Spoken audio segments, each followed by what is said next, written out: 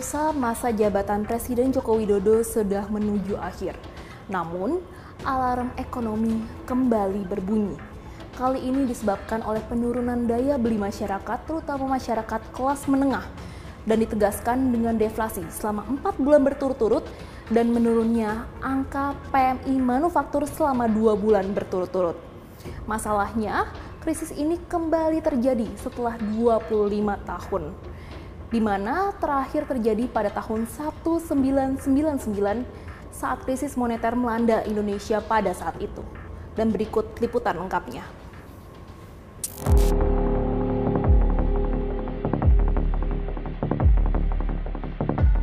Fenomena ekonomi yang melanda Indonesia saat ini tidak bisa dipisahkan dari efek pasca pandemi COVID-19. Pada puncaknya, pertumbuhan ekonomi Indonesia sempat terjun hingga 5,3% year on year dengan semua komponen mengalami penurunan drastis. Akibatnya, setidaknya 9 juta masyarakat Indonesia mengalami penurunan kelas dari kelas menengah ke bawah. Penyusutan jumlah kelas menengah ini tentu saja berdampak pada pertumbuhan ekonomi yang sangat mengandalkan elemen konsumsi rumah tangga. Mengingat konsumsi kelas menengah menurut data BPS lebih dari 80% dari total konsumsi penduduk di Indonesia. Selama 5 tahun terakhir, masyarakat kelas menengah bisa dibilang harus memikul beban pengeluaran yang menggerus pendapatannya. Sementara, dukungan ekonomi terhadap kelas menengah tidak sebesar yang diberikan pada masyarakat kelas bawah. Menurut data Indef, kontribusi konsumsi kelas menengah terhadap PDB telah turun dari 41,9% pada 2018 menjadi 36,8% pada 2023. Kelompok rentan miskin pun semakin membengkak. Modus pengeluaran kelompok kelas menengah kini lebih mendekati batas bawah ketimbang batas atas akibat pertumbuhan upah yang tidak mampu mengejar kenaikan harga barang.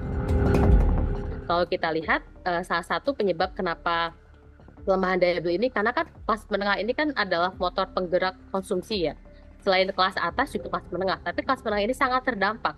Kita tahu bahwa kelas menengah di Indonesia ini turun 9 juta orang. Nah, ini disebabkan karena apa? Pertama, pertumbuhan upah itu lebih tinggi lebih rendah dibandingkan dengan inflasinya. Jadi pendapatan masyarakat ini tergerus oleh inflasi karena harga pangan yang tinggi dan pemerintah tidak bisa mengendalikan harga dengan begitu baik. Itu yang pertama. Yang kedua adalah meningkatnya proporsi pekerja yang bekerja di paruh waktu. Dan ini yang menyebabkan terjadi penurunan proporsi di tenaga kerja yang full time. Nah, ini kan berdampak kepada besaran upah. Kalau besaran upah yang full time sama yang paruh waktu ini kan berbeda. Nah, ini dampaknya apa terhadap daya beli masyarakat? Penurunan daya beli ini pun tercermin dari laporan deflasi yang dikeluarkan BPS selama 4 bulan berturut-turut, di mana komponen terbesar disumbang oleh makanan, minuman, dan tembakau. Namun, deflasi ini juga dipicu oleh faktor lain seperti kemunduran panen raya akibat El Nino. Ketua Umum Perpadi, Sutarto Alimuso menyebut bahwa kebijakan distribusi bantuan pangan yang tidak tepat waktu semakin memperburuk situasi. Kalau bantuan pangan, karena memang kita tahu bahwa karena masalah-masalah yang lalu ini kan belum selesai ya, dampak COVID dan sebagainya.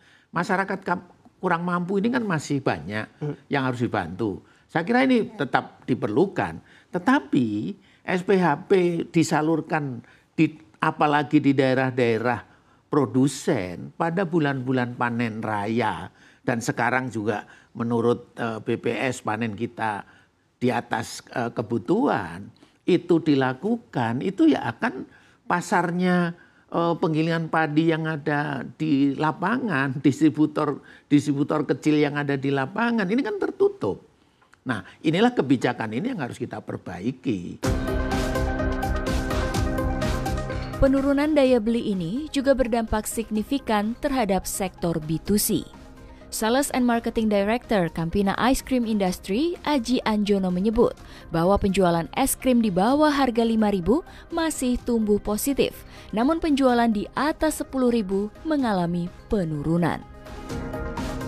Saya lihat sekarang ini penjualan es krim yang affordable, yang Rp5.000 ke bawah itu penjualannya lebih cepat daripada yang nilainya itu Rp10.000 ke atas gitu ya. Kalau yang di produk-produk yang masih lebih bawah nilainya ya, yang affordable di bawah Rp5.000 ya, kita masih positif di atas 5%, masih di atas. Di atas 5%? Ya, sementara yang di atas Rp10.000 Pak? Ya sedikit terkoreksi ya, ada minus ya, tapi minusnya cuma 1-2% lah. Tak hanya itu, fenomena serupa juga terjadi di industri F&B lainnya, termasuk Havila Gourmet Tea yang menyebut bahwa sektor B2C mengalami tekanan hebat, meski sektor B2B masih menghasilkan. Oke, jadi di Havila Tea sendiri ini memang kami tuh ada 2 lini ya. Jadi ada B2B, jadi business to business, dan juga business to customer. Di sini kami melihat ada satu fenomena yang menarik. Karena kalau untuk di segi B2B-nya, kami selama ini supply ke HoReCa, jadi hotel, kafe, dan restoran, di mana saat ini roda ekonomi tetap berjalan gitu. Bahkan ada kecenderungan kenaikan di permintaan untuk supply terhadap B2B. Tapi on the other hand, untuk B2C, itu terasa sekali penurunannya. Dan dari berarti dari Mei, Juni, Juli, hingga ke Agustus, bisa dibilang penjualan retail atau untuk B2C-nya, kami mengalami penurunan 15%. Hal ini juga berdampak pada industri otomotif dengan penurunan kredit penjualan mobil dan lonjakan penjualan motor di tahun ini. Data dari Gaikindo menyebut penjualan motor pada bulan Januari hingga Juni 2024 mencapai 3,17 juta unit atau melesat 49% dibandingkan periode yang sama di tahun lalu. Namun sebaliknya, penjualan mobil justru anjlok ke angka 19,4%. Ya pemirsa, hal ini pun diperparah dengan krisis yang sudah masuk ke sektor manufaktur, di mana sektor ini merupakan tulang punggung RI. Diketahui, angka Purchasing Manager Index atau PMI dari sektor manufaktur sudah mengalami kontraksi selama 2 bulan berturut-turut, yang mana hal ini sangat jarang terjadi dan perlu diwaspadai. Hal ini tak terlepas dari sektor manufaktur yang merupakan sektor padat karya, sehingga seperti yang bisa kita lihat bersama, sudah terjadi banyak PHK massal di sejumlah pabrik, sehingga permasalahan ini bak lingkaran setan yang kemudian kembali menekan daya beli masyarakat. Kalau perusahaan sudah melangkah efisiensi terhadap pengurangan sumber daya manusia, itu udah paling akhir. Di hal-hal lain sudah efisiensi, sudah tidak bisa lagi bergerak untuk menahan efisiensi. Mau tidak mau, suka tidak suka, maka bergerak selanjutnya adalah mengurangi tentang sumber daya manusia. Nah ini yang sangat kita tidak harapkan, sehingga sangat wajar kalau kemarin di bulan Agustus disampaikan dirilis oleh Pak Bu Menteri sampai ke 46 juta, besok sampai berapa lagi gitu kan, akan mengurangi lagi. Nah ini akan beresiko yang lebih tinggi ke depan. Yang terlapor demikian, yang nggak lapor berapa lagi. Nah ini yang mesti, apalagi dan ini terjadi bukan hanya di sektor-sektor manufaktur, di sektor-sektor jasa, di sektor keuangan pun juga terjadi. Tak ayal, jika data serapan tenaga kerja secara total juga makin menurun selama 5 tahun terakhir. Pada 2009 hingga 2014, serapan tenaga kerja mencapai 15,6 juta. Namun pada 2019 hingga 2024 hanya sekitar 2 juta. Padahal saat ini rata-rata saldo tabungan nasabah juga tengah menurun drastis dari 3,8 juta pada 2014 menjadi hanya 3,8 juta pada 2024. Ya pemirsa, jika hal ini terjadi terus-menerus, terlebih dengan adanya wacana kenaikan harga BBM serta PPN, diprediksi krisis ini akan terus terjadi hingga 2025. Dan nantinya, angka kelas menengah akan makin terkikis dan makin banyak masyarakat yang jatuh dalam jurang kemiskinan. Oleh karena itu, Masalah ini tentu harus mendapatkan perhatian penuh dari pemerintah. Pasalnya, tidak hanya masyarakat yang nanti akan mengalami kerugian, namun juga negara. Diketahui, konsumsi rumah tangga menyumbang lebih dari 50% dari perekonomian Indonesia. Menurut ekonom KOR Indonesia, Yusuf Randy Manilet, menyebut jika ini terus dibiarkan, kedepannya dapat mengancam target pertumbuhan ekonomi di Indonesia. Tentu ketika perlambatan terjadi, daya beli melemah, kemudian sektor manufakturnya juga kinerjanya melambat, ini bisa mengancam target pertumbuhan ekonomi terutama di tahun ini yang ditargetkan atau diproyeksikan bisa mencapai 5,1%. Kami sendiri di KOR Indonesia pada saat mid-year kemarin memproyeksikan pertumbuhan ekonomi itu akan berada di kisaran 4,9 sampai maksimal 5%, karena kami melihat data-data yang pada saat itu memang belum bisa menopang pertumbuhan ekonomi lebih tinggi di atas 5,0%. Pemerintah perlu segera mengambil langkah untuk menunda kenaikan PPN dan subsidi BBM guna mencegah pelemahan daya beli masyarakat yang semakin parah. Akan lebih baik lagi. Dari sisi moneter, kalau memang nanti Bank Sentral, dalam hal ini Bank Indonesia, bisa memberikan relaksasi, artinya misalnya at least subsidi bunga ya, net interest marginnya itu menjadi lebih kecil, maka masyarakat kelas menengah ini akan lebih bisa bernafas.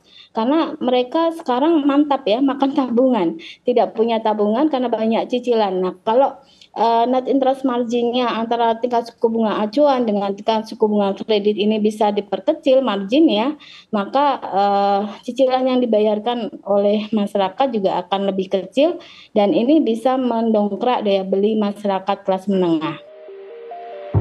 Pertumbuhan ekonomi Indonesia ke depan diperkirakan cukup menantang di tengah berbagai kondisi yang terjadi di Indonesia saat ini. Kondisi tersebut akan menjadi pekerjaan rumah berat bagi Presiden terpilih Prabowo Subianto yang akan memimpin Indonesia pada Oktober 2024 atau persis setelah kuartal 3 berakhir. Menurut ekonom Indef, Ahmad Heri Firdaus, menyelamatkan ekonomi negara dapat dilakukan dengan menjaga laju inflasi setidaknya 1 hingga 2% dari bulan ke bulan untuk terus menjaga daya beli yang dapat dilakukan dengan memberikan sejumlah insentif baik untuk industri maupun masyarakat langsung. Lebih dari itu, pemerintah juga diharapkan tidak memberikan kebijakan lain yang dapat mereduksi pendapatan masyarakat dan pembatasan iklim usaha. Dari itu harus ada intervensi pemerintah yang bisa pertama menjaga daya beli masyarakat, kemudian juga dari sisi produksinya memberikan berbagai fasilitas kebijakan yang bisa meningkatkan kinerja dari sektor industri manufaktur khususnya yang padat karya seperti itu.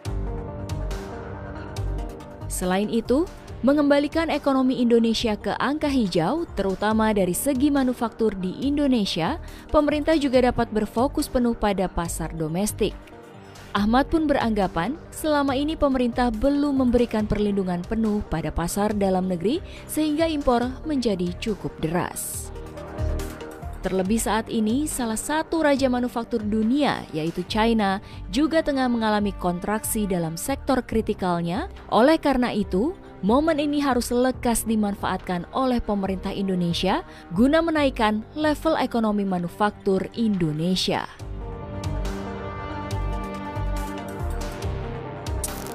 Oleh karena itu pemirsa, kondisi ekonomi Indonesia pada saat ini dan tahun-tahun yang akan datang akan sangat bergantung pada regulasi yang dibuat pemerintah saat ini ataupun pemerintah yang akan datang. Terlebih mengingat ambisi besar Indonesia yang ingin menjadikan Indonesia sebagai Indonesia Emas 2045 dan membuat Indonesia lepas dari jeratan negara kelas menengah. Dari Jakarta, Krisania dan juru kamera Terry, CNBC Indonesia Beyond Business.